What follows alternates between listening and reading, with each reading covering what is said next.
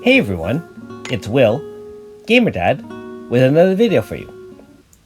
So we're going to be taking on Uquaji level 125, and this Uquaji form has mostly physical attacks, except for one large magical non-type AoE. It has a 5-turn rotation, so like most earlier forms of the tougher versions, you have one single target large physical attack.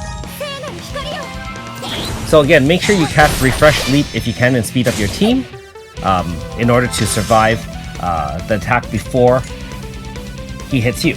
And then turn 2 is a Vital Cut, which leaves any one member at 1 HP. So if you can use 2 healers, that'd be great. That way you can recover that person's HP before you get hit by further attacks. Also, I will note that I didn't equip Bandit Sword on Morgana, so the heal is only 1,000 instead of 1,500, so my mistake there. Turn 3 was the Force Attack, which we've seen in earlier versions of Uquaji, 1,400 fixed damage on all the team.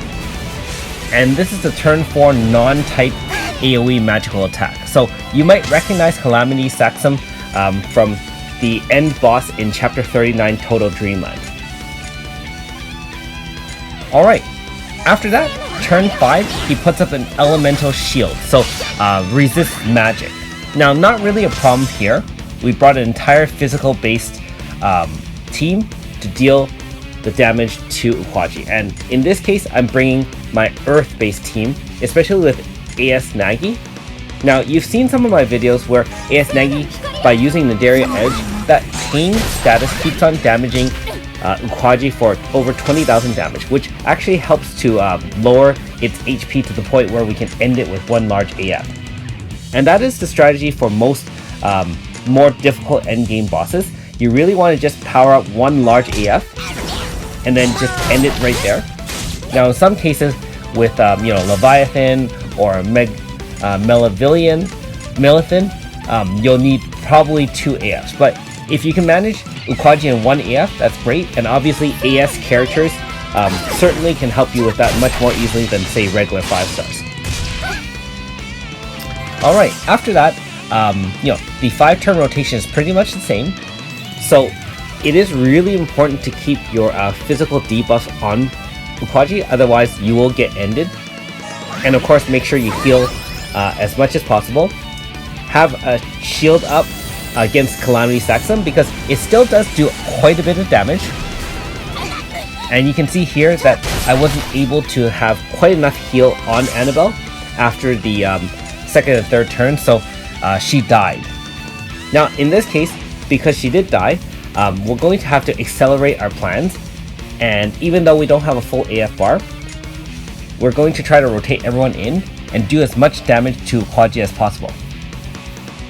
Now we know that since Calamity Saxum just happened, we can predict the next couple of moves, which really helps. So that's turn 5, which is a shield. And we're going to boost our Earth attacks with Tsubame, and of course using Invigorating Flog as well as Nadaria Edge, and finally end the AF with a Strangle from AS Nagi in hopes of dealing massive Earth damage to Uquaji. Now, this form of Uquaji, I believe, doesn't get stunned, and also doesn't have any weaknesses or resistances that I can see so far.